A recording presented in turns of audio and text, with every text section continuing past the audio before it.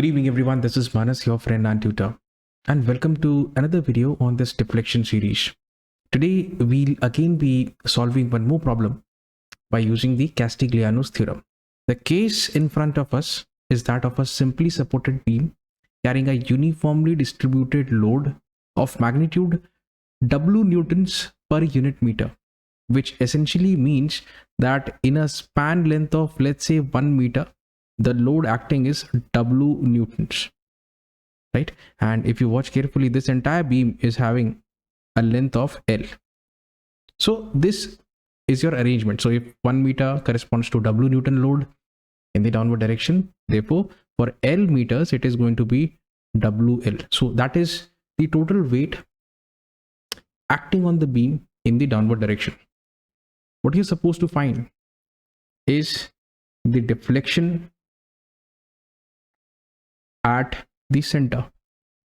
But didn't I just mention that we are going to be using the Castigliano's theorem? What is Castigliano's theorem? Please watch.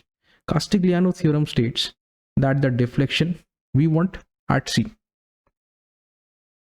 is going to be equal to partial derivative of the strain energy of the beam, but partial derivative with respect to some point load. And where are we supposed to find the deflection?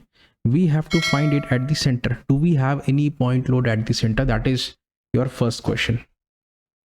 Do we have any point load at the center with respect to which you are going to differentiate this partially? No, you don't. So what you will do is you are going to put an imaginary load over here, right at the center. Imaginary load. Okay, and this over here, let's say, is simply represented by P. P is an imaginary load. So we are going to essentially fool the system, and finally when we get the final expression, we are going to put the value of P as 0, and then we are going to get the deflection at C. This is going to be our approach. So the total load acting, total load on the beam acting, one is this WL.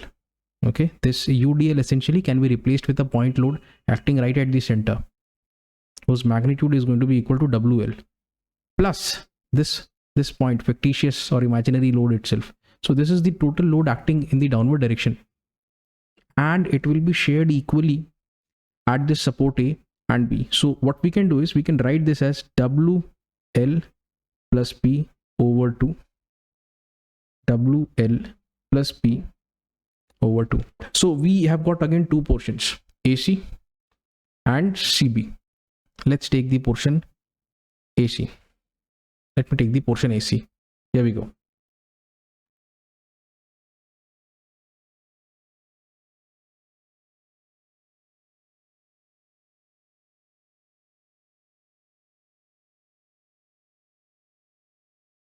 Okay, so let me tell you. We have taken the section from the left hand side. So the bending moment at this very section is going to be mx anti-clockwise, and there is this reaction over here, and this section is at a distance of x from this leftmost end. Right now you need to find this mx. You know very well, since the beam is in equilibrium, this small chunk of the beam will also stay in equilibrium. Therefore summation of moments of all forces will be equal to 0. If you watch, this is anti-clockwise over here, so this is going to be positive mx. Done. What else? WL plus P by 2 multiplied by x, so this is clockwise moment, minus WL plus P by 2 times of x. Another thing which I want all of you to note, this uniformly distributed load, it can be replaced with the help of a single point load. Let me use a blue color. It will be acting right here. The UDL can be replaced with this point load. So for 1 meter, if it is W newton, therefore for x meters it is going to be equal to W into x. That is the simple idea that we are going to apply here. Okay, now this is W into x.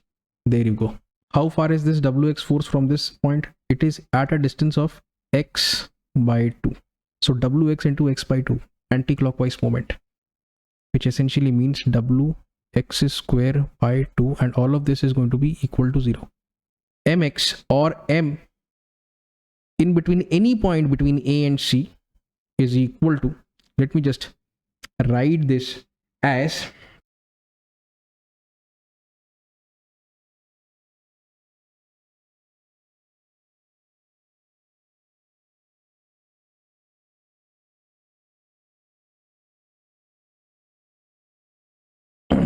okay, so we have taken the section from the left. Bending moment is clockwise. This is the UDL acting. This load is acting over here. And the other thing that we can do is we can replace this uniformly distributed load with one single point load. Okay, so for 1 meter it is W. So for x meter it is going to be Wx. And this distance, by the way, is going to be equal to simply x by 2, right? So in the same fashion, we can find the moment, and you'll observe that both the moments, that is for portion AC and for portion CB, work out to be equal. This is interesting. Watch. Clockwise moment minus mx.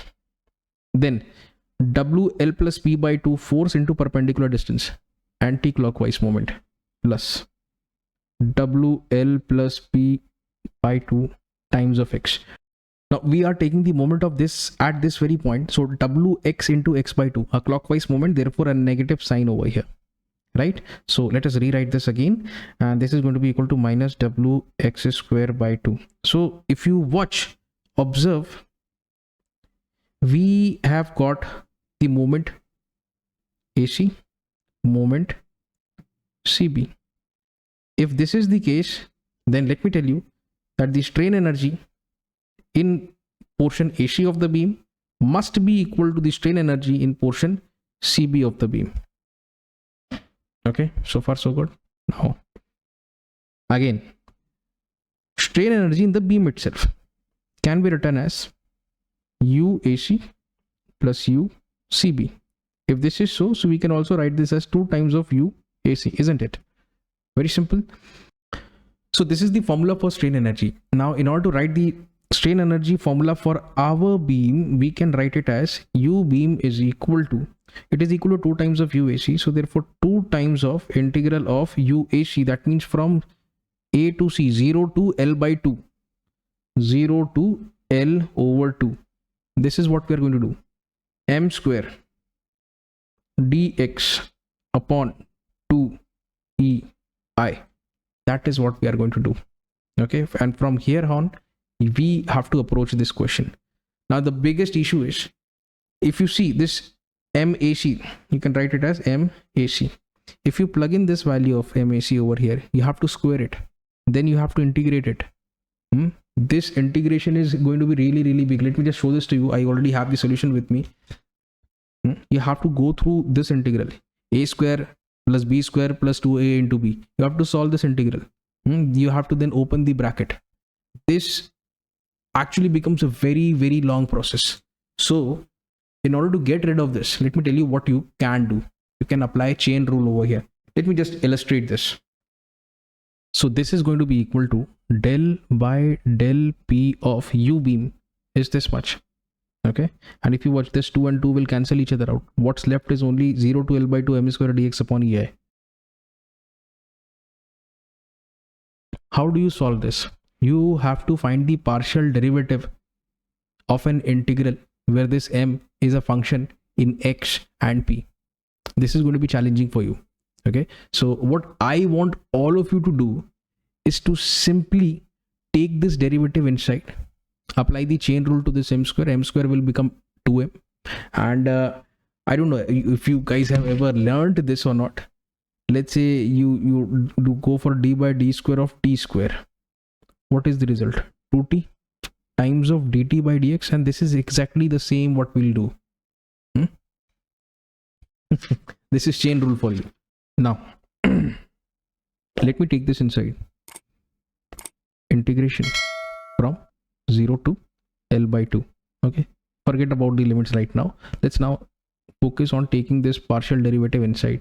So this is going to be del by del P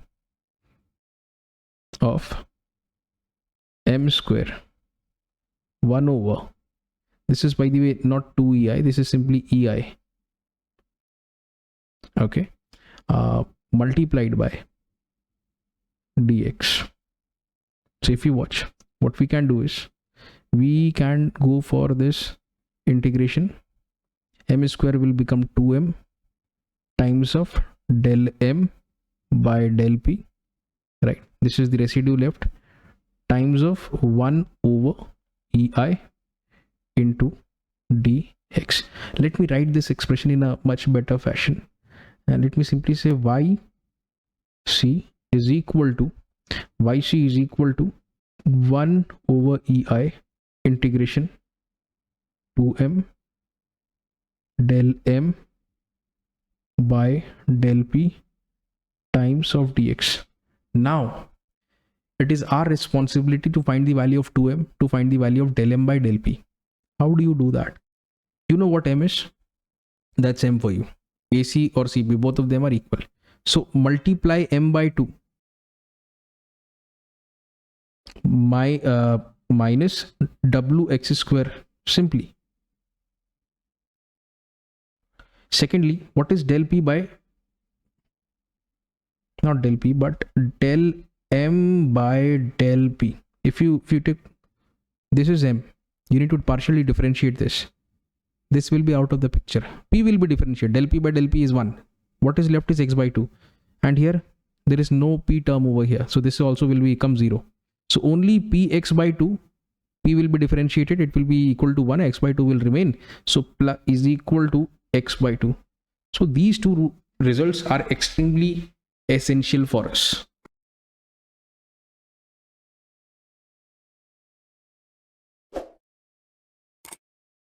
Okay, so I need to do this integration, and this is now going to be slightly time taking. Don't worry, it will be finished in the next 5 minutes. So watch, this is the expression yc. Okay, 1 over ei. Let me write this as, let me write it over here. Yeah, yc is equal to 1 over ei integral of square. So we have basically written this 2m term multiplied with del m by del p. It is x by 2 simply, and dx. Right, there you go. So now let me start again.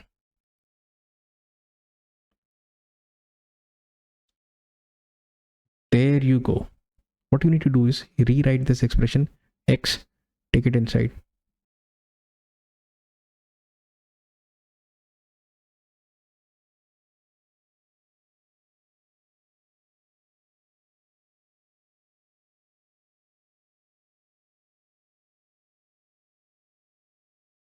Let me shift this 2 over to this side.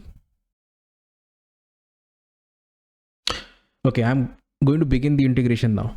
WL plus P is a constant. X square will become x cube by 3, and x power 3 will become x power 4 by 4.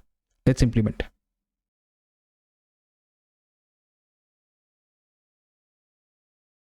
Done. Now let me plug in the limits. So look, L cube 2 and cube 8, 8 3 is 24. We have a term of 24 over here, right? L power 4, 2 power 4 is 16, 16 times of 4 is 64. Done. We should open the brackets now.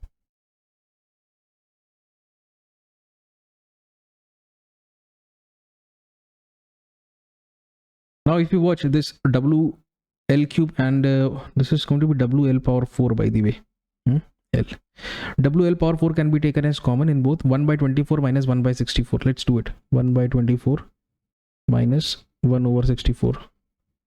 5 by 192. Wonderful.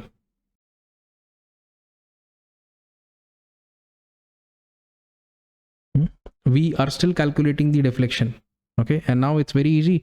You just need to take this 2ei term inside, and you have yc is equal to 5WL power 4 upon 192 times of 2, 384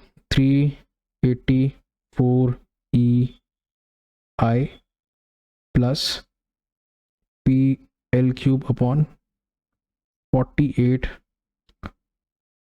EI, right? And as I told you that this P, the value of P should be kept as 0, imaginary force. Now we can put this value as 0 and we have the final deflection, that is YC is equal to 5WL power 4 upon 384 EI. So students, that was all from my side for today.